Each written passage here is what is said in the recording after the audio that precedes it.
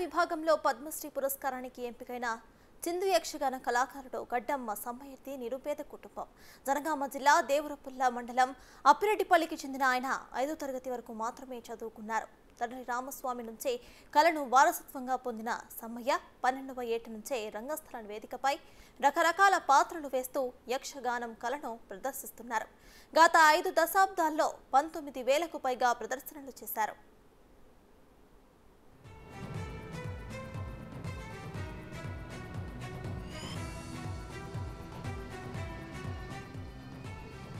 పౌరాణిక కథలతో పాటు పలు సామాజిక అంశాలపై ప్రజల్లో ప్రచారం చేశారాయన.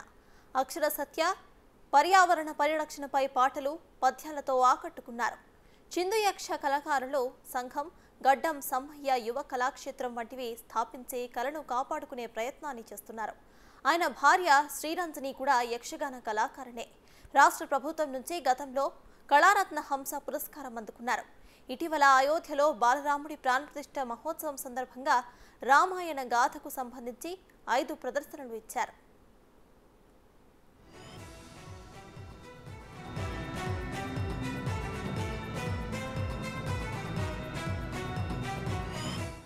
కేంద్ర ప్రభుత్వం చిందు యక్షగాన కళలను గుర్తించి పేద కుటుంబానికి చెందిన తనకు పద్మశ్రీ అవార్డుకు ఎంపిక చేయడం తన జాతికి, చిందు కులానికి గర్వకారణమని అన్నారు సమ్మయ్య.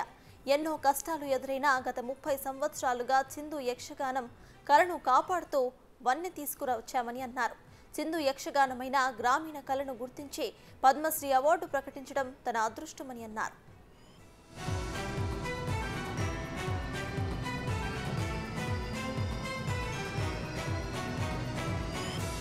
జిల్లా సమాచార పౌర సంబంధాల శాఖ వరంగల్ వారి ఆధ్వర్యంలో 90 నుంచి నేను ప్రదర్శనలు నిర్వహిస్తున్నాను. 1990 నుంచే ప్రదర్శనలు నిర్వహిస్తున్నాము.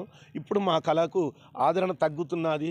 ఈ సినిమా వీడియోలు తాగిడి తట్టుకోలేకనే మరియు ఈ వాట్సాప్లు చేయబట్టి మా కళకు దూరం అయిపోతున్నాము. మా కళ బ్రతికి ఉండడానికి, దోగత పడడానికి, ముఖ్యంగా మాకు ఈ యొక్క కళాకారుల స్థితిగతులు చెప్పాలంటే రంగస్థలం పైన రారాజులము, నిజ జీవితంలో దుర్భరులము, రాతిరంత రాజులం, తెల్లారితే బికారులం మా బ్రతుకులు. మమ్మల్ని ప్రభుత్వం పట్టించుకున్న నాదులు లేరు. మాకు ఇండ్లు లేవు, జాగలు లేవు, భూములు లేవు.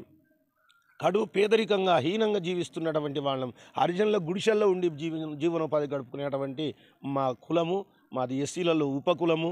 మా వాళ్ళు పెద్దలు ఏ విధంగా అయితే ప్రదర్శించారో వాళ్ళని చూసుకుంటూ ఆనవాయితీగా నేర్చుకున్నటువంటి విద్యతోనే మేము ఇంతవరకు ఈ స్థాయికి రాగలిగినాము. ఇది నాకు రావడము, నా జాతి ప్రజలకు, నా బంధుమిత్రులకు, నాకు సహకరించిన అధికారులకు ఈ అవార్డు రావడం ఎంతో ఆనందంగా ఉందని భావిస్తూ వారందరికీ కళాభివందనాలు తెలుపుతూ మరి కృతజ్ఞతలు తెలియజేస్తున్నాను. పద్మశ్రీ అవార్డుకు ఎంపిక కావడంతో సమ్మయ్యకు అభినందనలు వెల్లువెత్తుతున్నాయి. కాంగ్రెస్ ఎమ్మెల్యే యశస్విని రెడ్డితో పాటు బీఆర్ఎస్ ఎమ్మెల్యేలు కడియం శ్రీహరి, పల్లా రాజేశ్వర్ రెడ్డిలు సమ్మయ్యను సన్మానించారు.